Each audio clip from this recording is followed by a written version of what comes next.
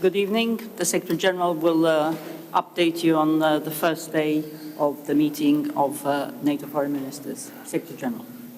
Good evening. NATO Foreign Ministers just concluded a substantive discussion on Russia's brutal war of aggression and our support for Ukraine. The Ukrainian armed forces have made significant progress, liberating the lands and pushing back Russian forces. At the same time, large parts of Ukraine remain occupied, and the Russian military retains strong capabilities and a large number of troops. Russia is using brutal missile and drone attacks to leave Ukraine cold and dark this winter. President Putin is trying to weaponize winter, to force Ukrainians to freeze or flee. He is trying to break the will of the brave Ukrainian people and to divide all of us who support them. But our meeting here in Bucharest is sending a strong message of NATO unity and of sustained support for Ukraine. NATO is not party to the war, but we will continue to support Ukraine for as long as it takes. We will not back down. NATO allies are providing unprecedented support, and today allies made additional pledges to NATO's comprehensive assistance package for Ukraine. This will fund urgent non-lethal support, including fuel and generators, helping Ukraine to address the consequences of Russia's strikes against their power grid. I was also glad to take part in the G7 foreign ministerial meeting just now to secure commitments for the emergency infrastructure coordination mechanism to assist Ukraine. NATO's practical and political support will continue, now and for the longer term. And I look forward to discussing our support with Foreign Minister Kuleba later tonight. In our meeting, we also addressed Ukraine's Euro-Atlantic aspirations. Foreign ministers reaffirmed NATO's support for Ukraine's right to choose its own path, and we recognize and respect Ukraine's aspirations for membership. However, our focus now is on providing immediate support as Ukraine defends itself against Russian aggression. And we will also work even more closely with our other partners. So I look forward to our meeting tomorrow with Bosnia and Herzegovina, Georgia and Moldova. Finally, let me welcome Norway's offer to host an informal meeting of NATO foreign ministers next year in Norway. With that, I'm ready to take your questions. We'll start with BBC, second row.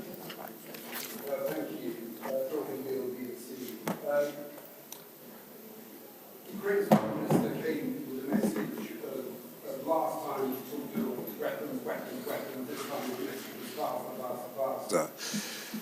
And you set out that you're going to supply help with Ukraine's energy infrastructure, but you've mentioned nothing about weapons. Specifically, Ukraine's foreign minister says he wants air defense systems. Now, I know you've provided some, but he mentioned specifically Patriot air defense systems. NATO allies have put Patriot systems in other countries, NATO member countries. They haven't given one to Ukraine. Do you think it's time that that is addressed? And that can you know, what is the reason you can't give, or NATO allies can't give, Ukraine Patriot air defense systems, which he wants?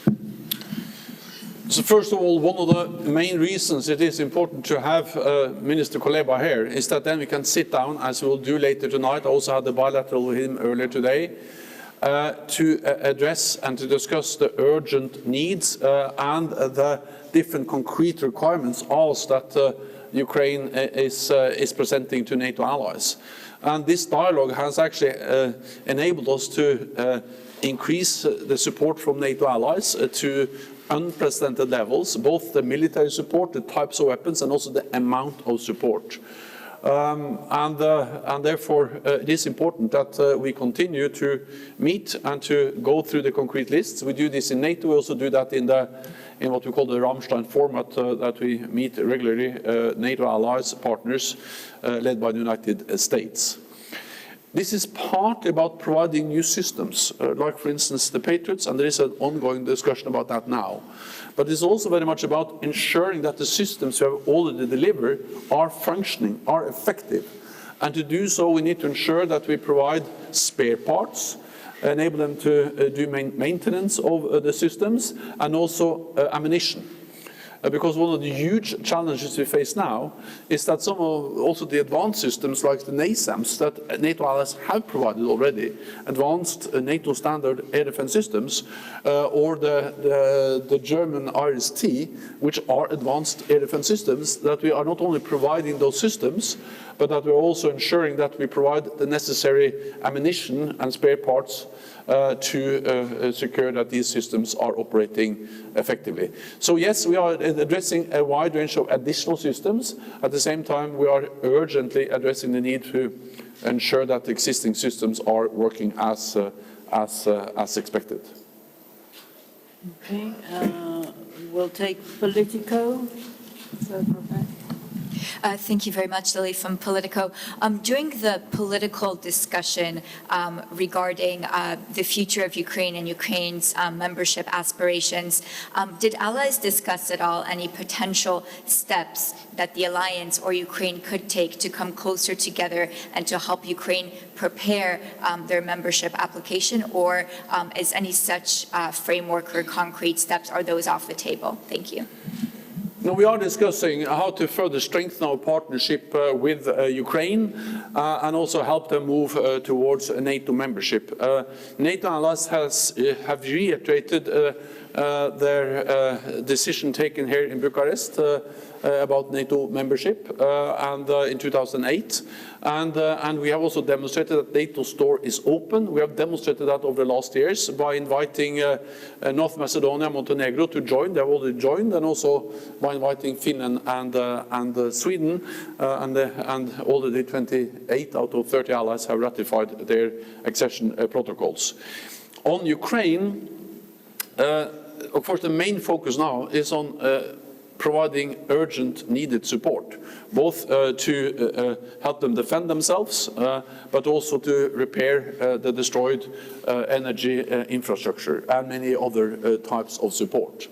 But on Ukraine, we are discussing how can we strengthen further their political partnership, short of membership, and there are different ways of doing that, just by meeting more frequently, having more substantive discussions, and looking into different ways of expanding, deepening our political partnership.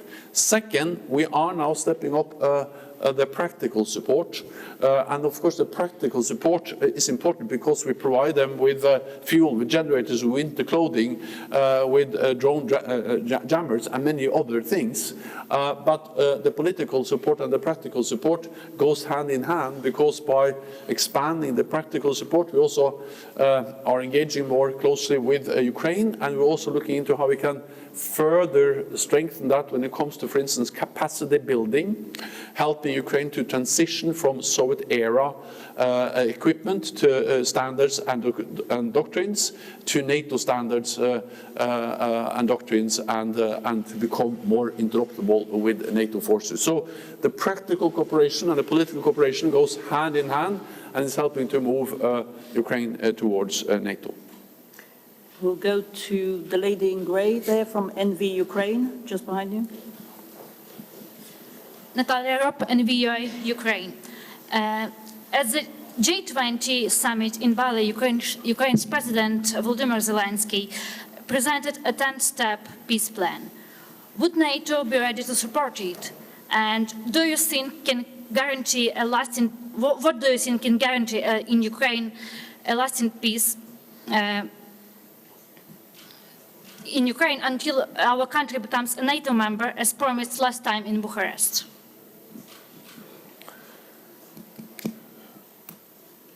Foreign Minister Kuleba referred to that peace plan, the initiative taken by President Zelensky when I met him earlier today.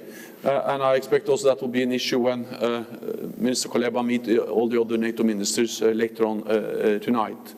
I think the main message is that a lasting peace can only be a just peace.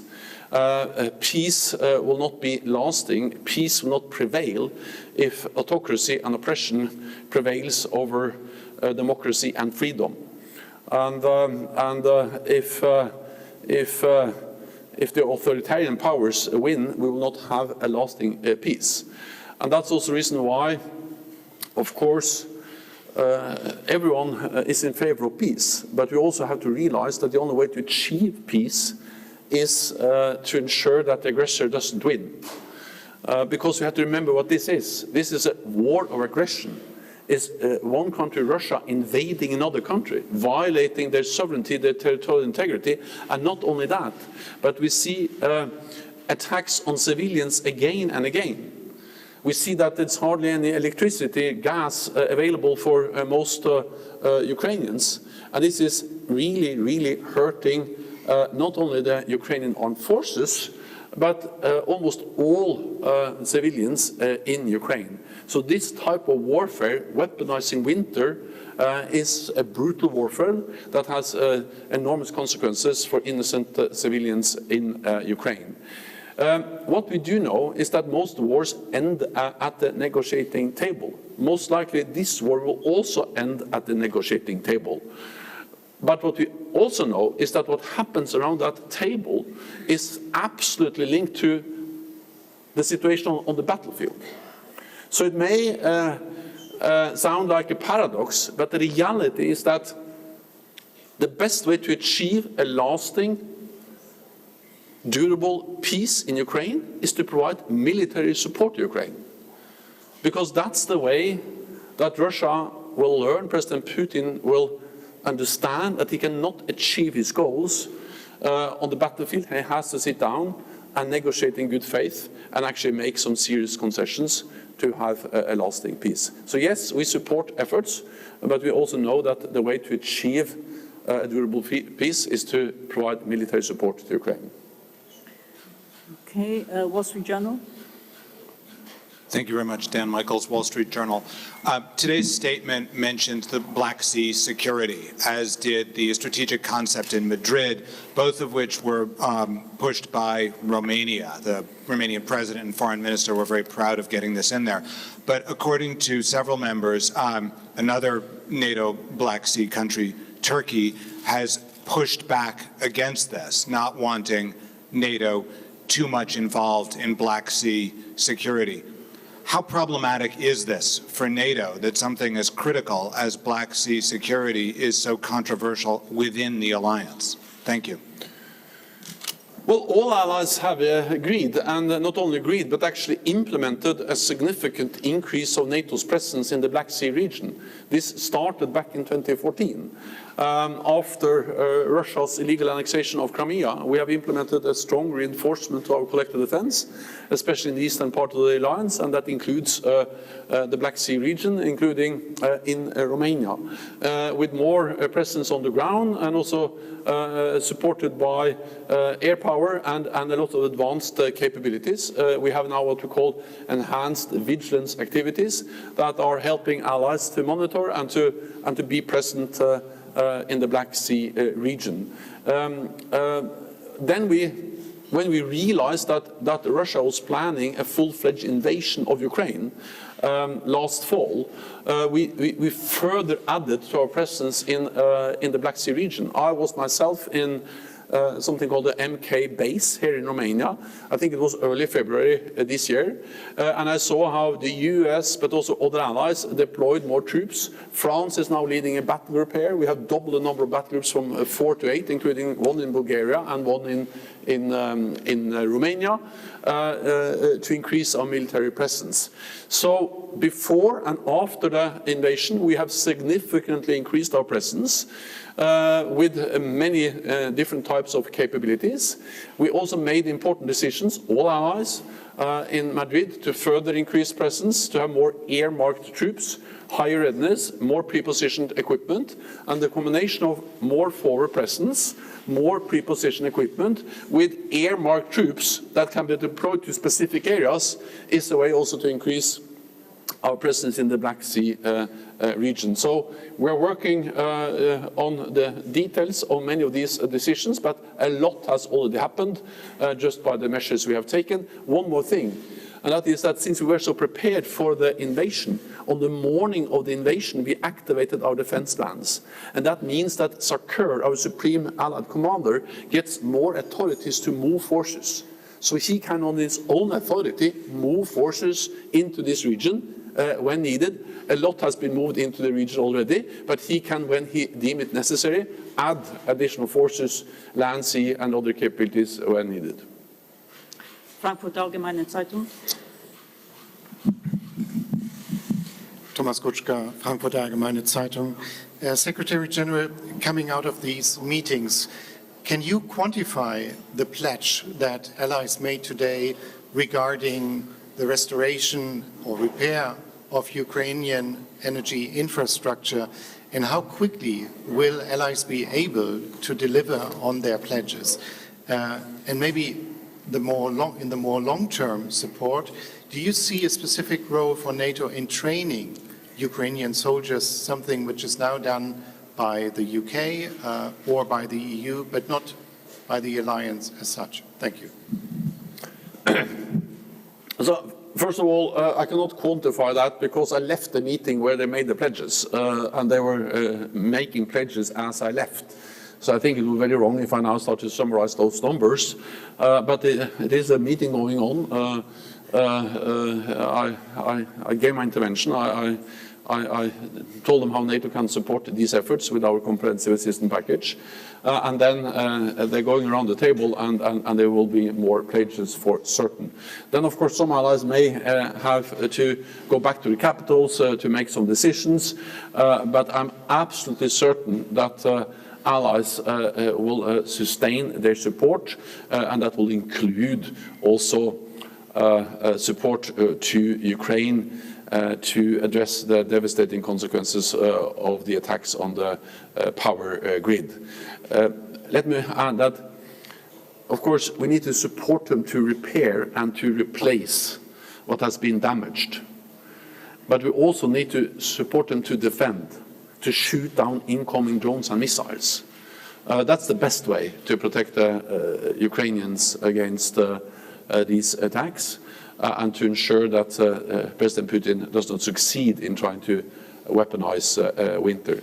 But the concrete numbers, you have to wait until allies have made the pledges. Then on training, well, so NATO allies have, as you alluded to, trained Ukrainian troops for many years.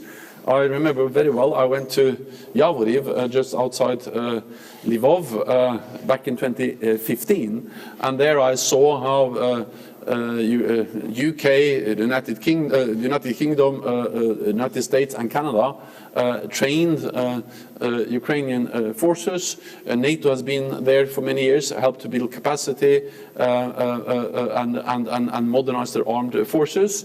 And of course, we can absolutely also do that in the future. Exactly what kind of framework that will be done in, that doesn't matter so much for me. What matters is that NATO allies in different formats are training Ukrainian troops.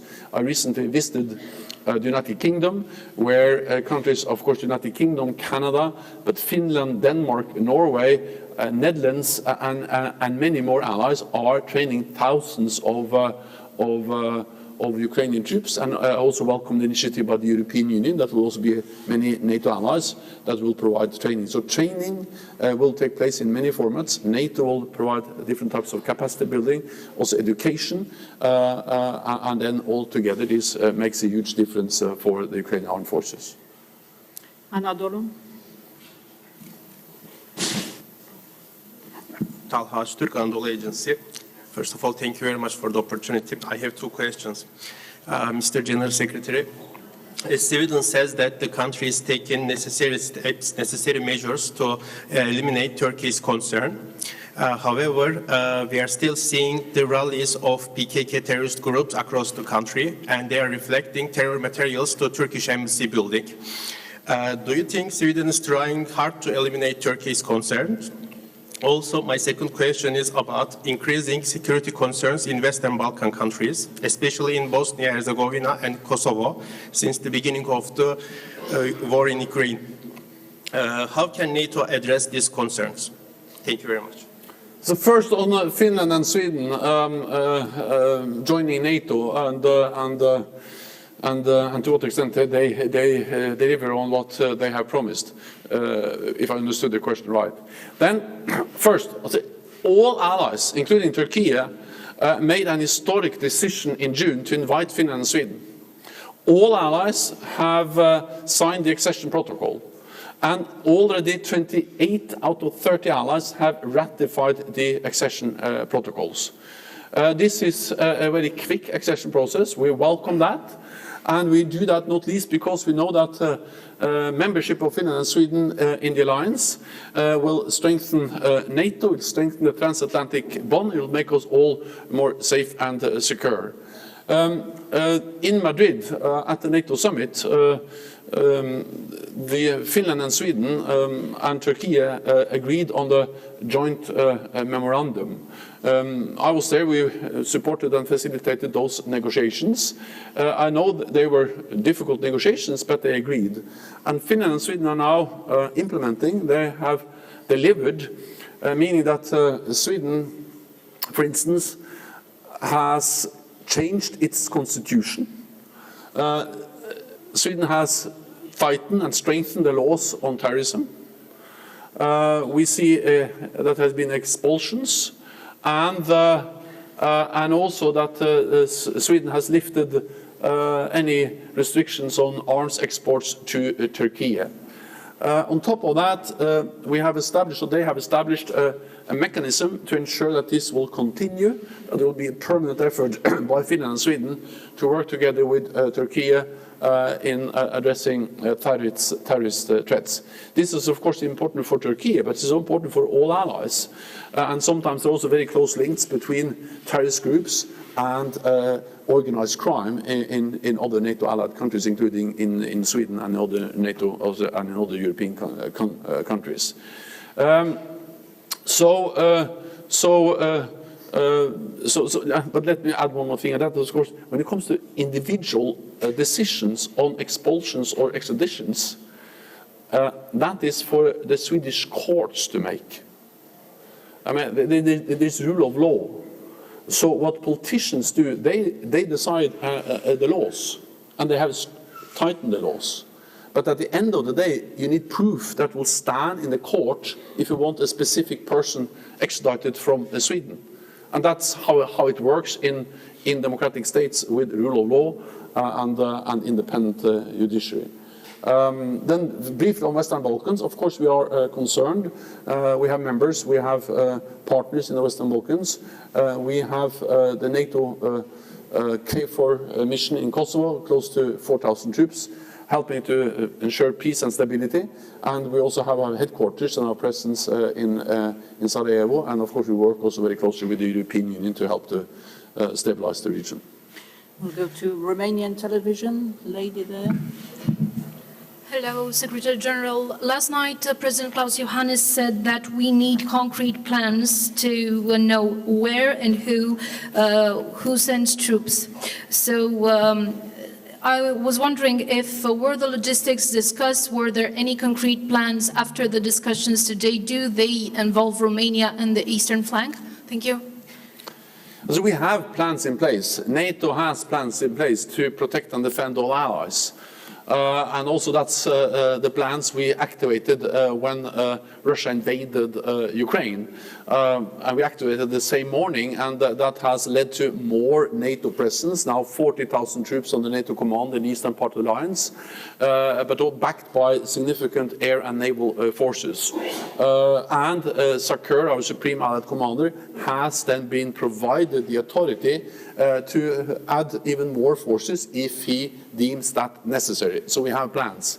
then of course we are constantly assessing those plans, developing those plans, and at Madrid, at the summit in Madrid, we made decisions to further strengthen our force structure based on many different measures, but the key elements will be more presence, especially in the eastern part of the alliance, higher readiness of our forces, a pool of several hundred thousand forces that can be quickly also deployed, and then more pre-positioned equipment, and to a larger extent also more air-marked forces.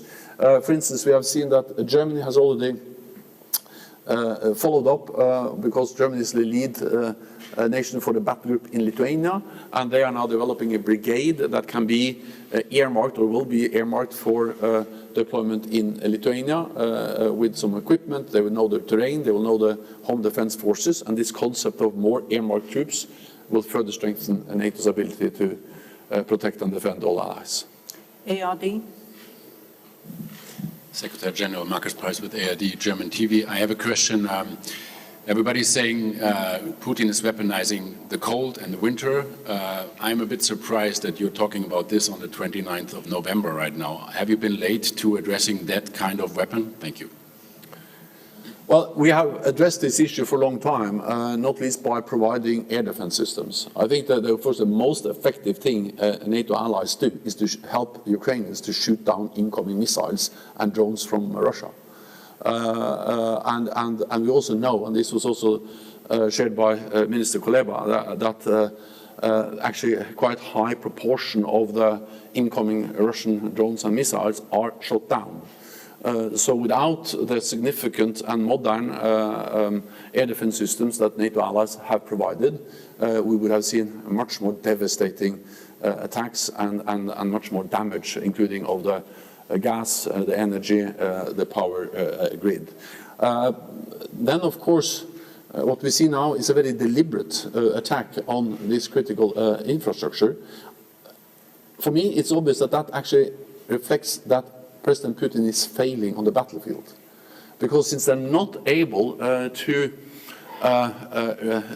resist the fact that Ukraine has liberated a lot of territory, the way they can respond is by attacking civilian targets. And of course there are thousands of cities, there are hundreds of energy facilities, and of course there is no way all of them can be defended at the same time. But that's also the reason why we are stepping up and urging allies to provide even more, and then try to mitigate with both generators, fuel, spare parts. This is about defending, it's about repairing, and it's about replacing their energy infrastructure, and we are doing all things at the same time. Okay, we'll take one last question. Journal TV, lady in pink from Moldova. Thank you, Journal TV, Republic of Moldova. So, the latest security incidents caused by Russian missiles launched against Ukraine and which crossed the airspace of Republic of Moldova, one of which fell in Moldovan territory, have brought back into the public discussion the vulnerability of the Moldovan defense system. How could the allied countries support Moldova in this regard? Thank you. Well, Moldova is a partner of NATO. Moldova has a very close relationship with the European Union, and many allies also provide different types of bilateral support to Moldova. I recently met the president of Moldova, Mari Sanbo, and we had a very extensive discussion on the ways we can try to expand our partnership, of course respecting the fact that Moldova is not aspiring for NATO membership. Moldova is a neutral country, and we are looking into how we can work more closely with Moldova in different areas, but also welcome the fact that NATO allies and the European Union also providing economic support to Moldova to help them mitigate the consequences that they are seeing because of the war in Ukraine. Moldova, being so close to the war, has suffered a lot, and the only and the best way to really end this is for President Putin to end the war. this brutal war of aggression is really bad for Ukrainians, but it also has ramifications all over the world with increased energy prices, increased food prices, and power shortages in a country like Moldova. So the lasting way to end these problems is for President Putin to end this senseless war. Thank you very much. This concludes this press conference. We'll see you tomorrow. Thank you. Thank you.